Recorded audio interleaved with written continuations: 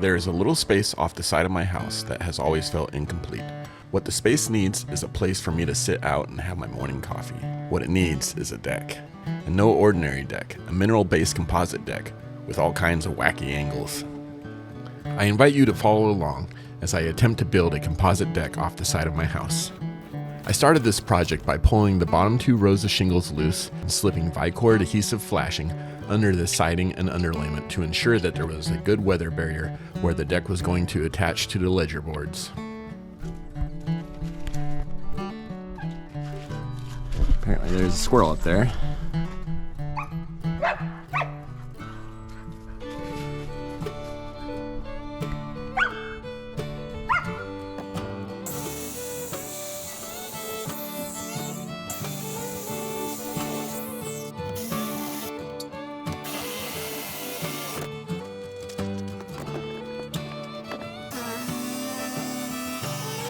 Sometimes a little improvised notch needs to be cut to compensate for the 1956 foundation weirdness.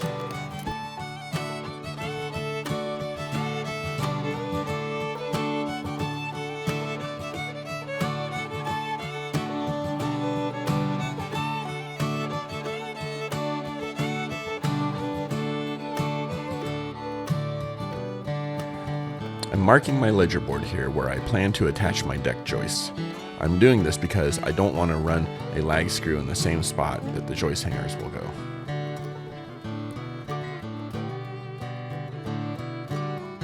Speaking of improvised, there was an existing foundation here with 6x6 hangers that I've decided to reuse.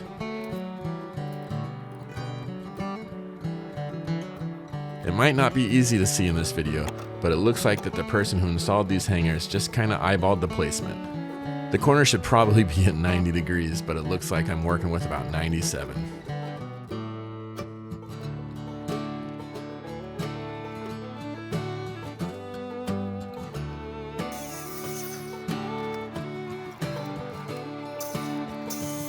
I'm using Simpson structural screws and 2 lag screws to attach my 6x6 pressure-treated posts to the 6x6 hangers. Alright, so we are running into some problems cutting through the 6x6 beam. This little guy right here. This is my old trusty 7 1/4 inch skill saw to 10 1/4 inch saw squatch. Time to break out the big guns. Saw squatch. When using my 7 1/4 inch skill saw, I needed to flip the 6x6 and cut the board on all 4 sides. With the saw squatch, I'm able to cut the 6x6 with only 2 passes. Here I'm marking the post in preparation of making a bench cut for the rim boards to sit on top of.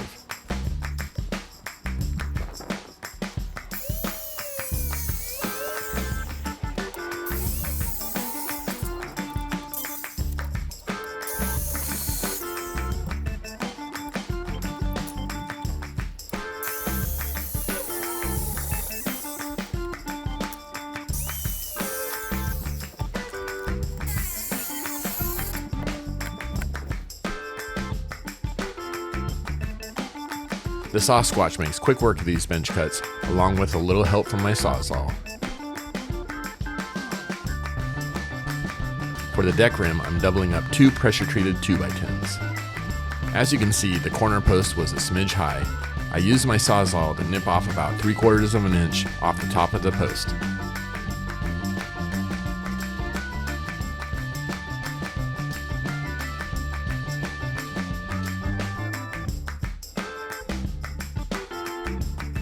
I've decided to run the joist hangers at 12 inches on center as I want the composite decking to feel extra solid underfoot. Against the house, I've used standard joist hangers, but on the rim I've used adjustable hangers as I needed to be able to compensate for the custom angles.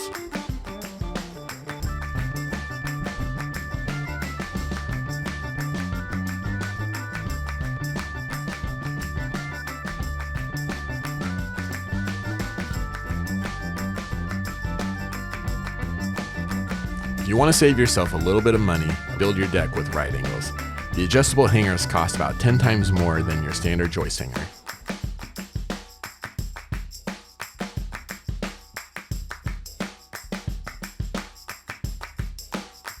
In the notch set back against the house, I've tied two 2x10s together, attaching them to the rim and small ledger that juts out.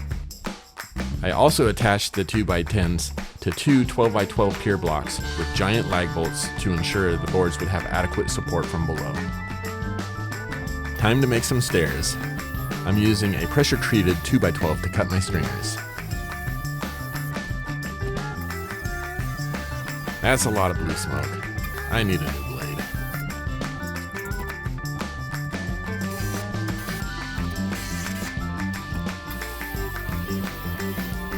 Once I cut the first stair, I use the template to trace a ton more stringers. Before I'm done, I'll need something like 34 total.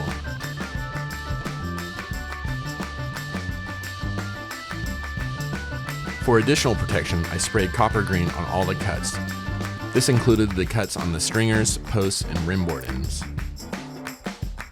To help maintain the structure of the stairs, I've attached the stringers to two 2x6s.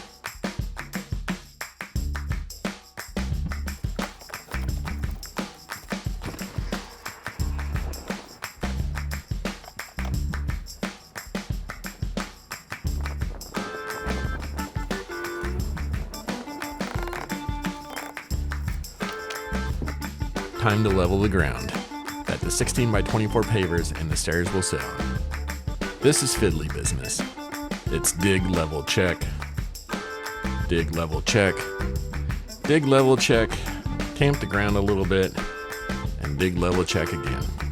It's at this point I really start questioning my decision to use the janky existing foundation versus building a new one from scratch. But it's too late for that, so it's dig, level, check, and dig, level, check some more.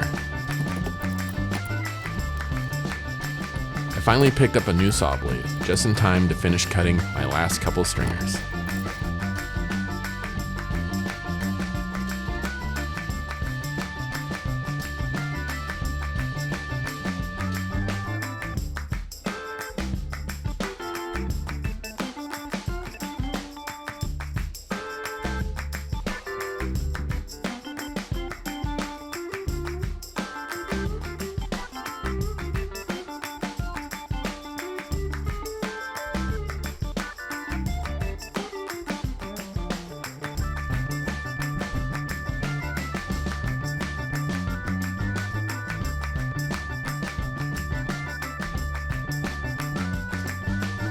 I'm using a bunch of structural screws and a couple lag screws to attach the stair ledger to the deck rim. Before I place my composite decking, I'm adding a little bit more protection. On top of all the pressure treated wood, I'm using Trex Protect joist tape.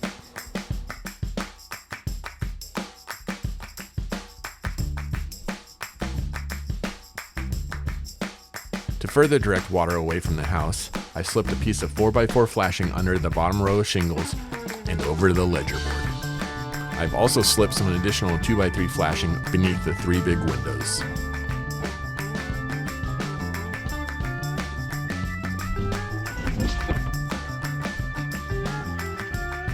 For the decking, I'm using a mineral-based composite from Deckorators. The color we chose was Sedona from their Voyager line. I'm using Armor Guard hidden deck fasteners to attach the majority of my decking. In my opinion, these fasteners are totally worth the money. They have little plastic clips that pinch the joists, holding everything in place, giving you a chance to line everything up before you begin screwing down the boards. When screwing down the boards, be sure to use a drill and not an impact driver. If you use an impact driver, I guarantee you that the bit that comes with the Armor Guard deck fasteners will strip out almost instantly.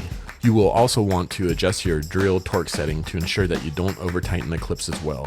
If you over tighten the clips, your deck boards will appear wobbly.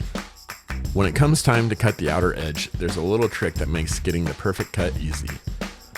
Just take your edge board and use it as a straight edge to mark where you need to cut. Unfortunately, you don't get to witness this cut in action, as my GoPro battery died right before I began cutting. Finishing the cut, I swapped out the battery, and as you can see, the cut turned out perfect.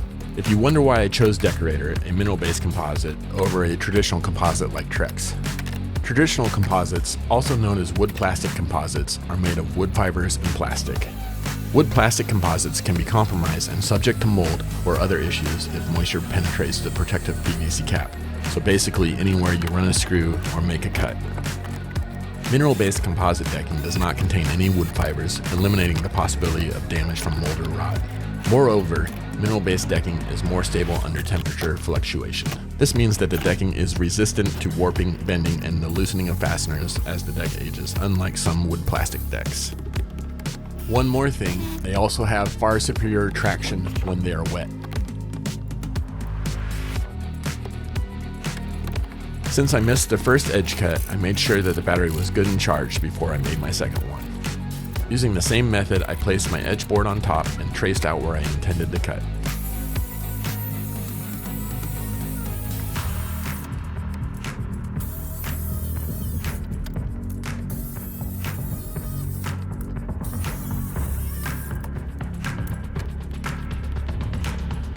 Since my skill saw couldn't make it into the corner, I busted out the oscillating tool to finish the job.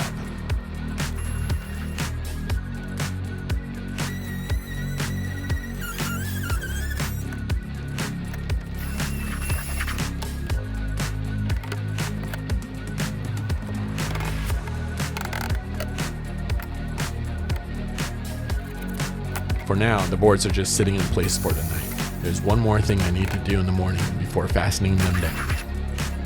The deck is really starting to take shape.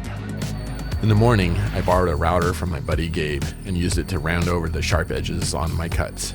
This is one of those details that a lot of people overlook, but in my opinion really makes the difference. If you skip this step, you will have harsh, sharp edges versus a natural rounded one.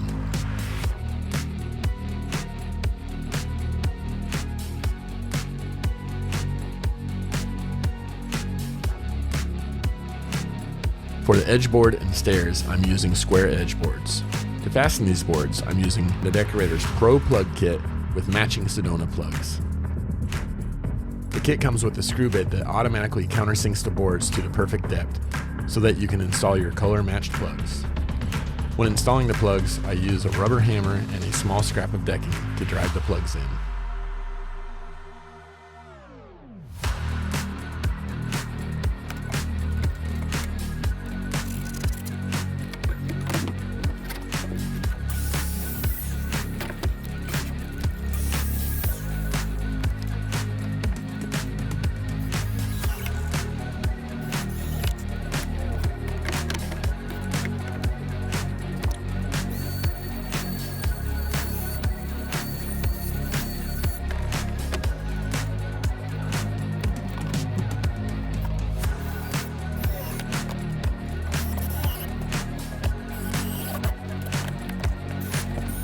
During this video, you may have noticed that I'm often dressed in mountain biking gear. Well, that's because a man only gets so many days off. So it's work for 4 or 5 hours on the deck, then bike for 3 or so. Or something like that. The following morning, for the lowest rung of the stairs, I'm actually using Deckorators fascia board, cutting it in half to get a little more bang for the buck.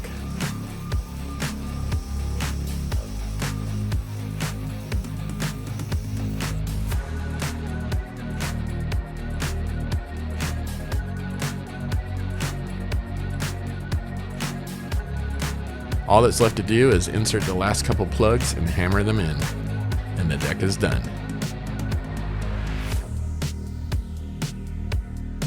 Here's the finished deck in all its glory.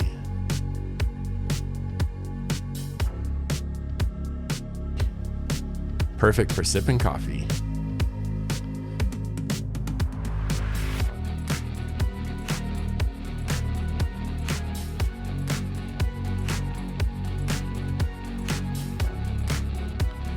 If you enjoy watching me build stuff, there's a couple other videos on my channel that you might find worth checking out.